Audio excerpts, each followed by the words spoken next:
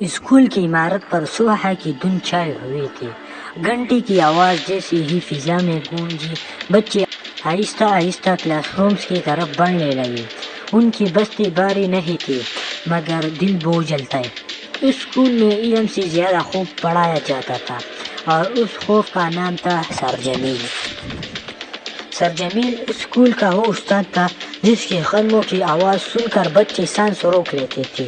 اس کا چہرہ ہمیشہ سخت رہتا تھا، ماتھے پر شکنیں، آنکھوں میں عجیب سی درش تھی اور ہاتھ میں وہ چھڑی جو بچوں کے لیے کسی سزا سے کم نہیں تھی۔ وہ خود کو استاد نہیں حاکم سمجھتا تھا۔ اس کی نزدیک کلاس خاموش رہی تو ہی نظم ہوتا تھا اور اگر کوئی بچہ بول پڑتا تو وہ گستاخ قرار پاتا تھا۔ اسی کلاس میں علی نام کا ایک بچہ پڑھتا تھا۔ علی غریب گھر سے تعلق رکھتا تھا۔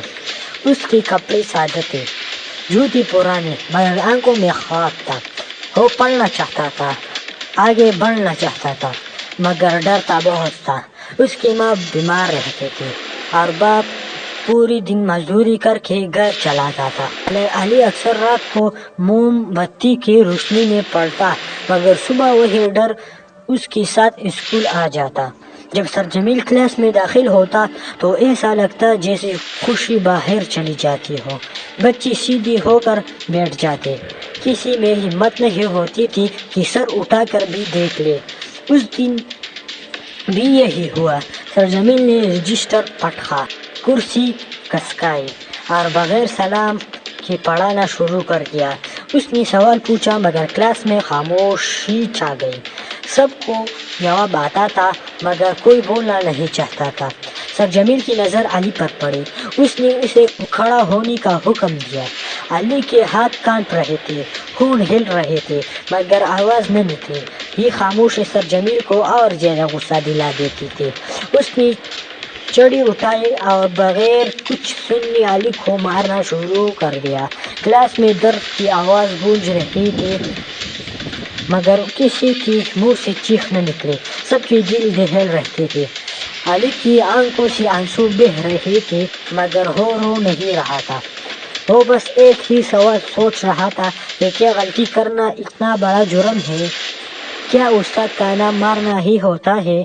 اس دن علی کے دل میں کچھ ٹوٹ سا گیا مگر اسے ٹوٹنے کے ساتھ ایک عزم بھی پیدا ہوا۔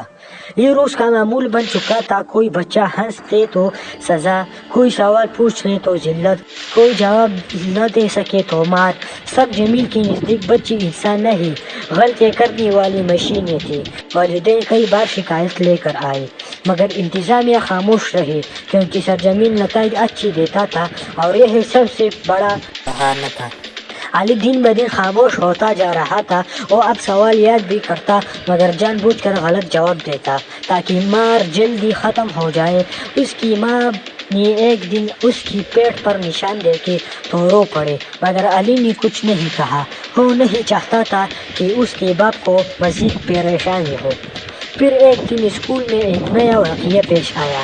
ایک چھوٹا بچہ جو پہلی بار اسکول آیا تھا سر جمیل کے ڈر سے کلاس میں پیشاب کر بیٹھا۔ پوری کلاس ہنسنے لگی مگر علی کی آنکھیں بھر آئے۔ سر جمیل نے بچے کو ذلیل کیا، اسے کلاس سے باہر کھڑا کر دیا۔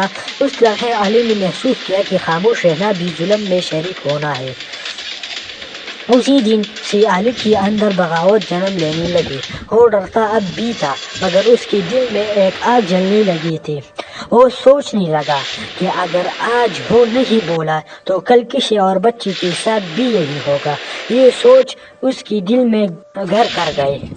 کچھ ہفتوں بعد اسکول میں سرکاری انسپیکشن کی خبر آئی۔ پرنسپل، افسران سب آنے والے تھے۔ سر جمیل نے اس دن غیر معمولی نرمی دکھائی مگر بچے جانتے تھے کہ یہ صرف دکھاوا ہے۔ انسپیکشن کے دوران افسران کلاس میں آئے۔ سب کچھ نارمل لگ رہا تھا مگر علی کا دل زور زور سے دھڑک رہا تھا۔ اچانک افسر نے بچوں سے پوچھا، کیا آپ کو کوئی مسئلہ ہے؟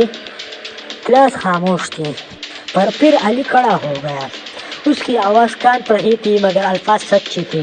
اس نے کہا، سر، ہمیں مارا جاتا ہے، ہمیں سوال کرنے کی اجازت نہیں، ہمیں ڈرایا جاتا ہے۔ کمرے میں सन्नाटा छा गया। सर जमील का चेहरा जर्द पड़ गया।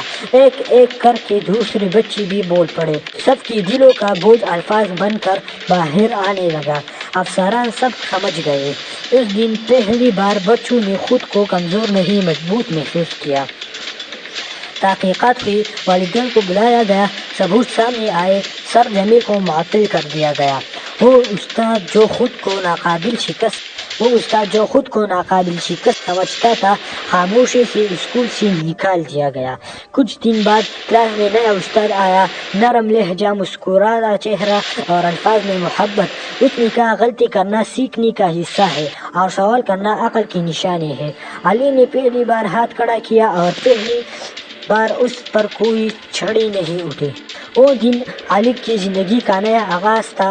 वही अली जो कभी खूब में जीता था, अब एतमाद के साथ आगे बढ़ रहा था। उसने सीख लिया था कि जुल्म सहना भी जुल्म को ताकत देता है और सच बोलना सबसे बड़ी हिम्मत है। ये कहानी सिर्फ अली की नहीं, ये हर उस बच्चे की है जो किसी जालिम उस्ताद के खौफ में पलता है। ये याद दहानी है कि अगर उस्ताद माँ बाप के बाद बड़ा दर्जा रखता तो उसकी जिम्मेदारी भी उतनी ही बड़ी है। इल्म डर से नहीं, मोहब्बत से पलता है।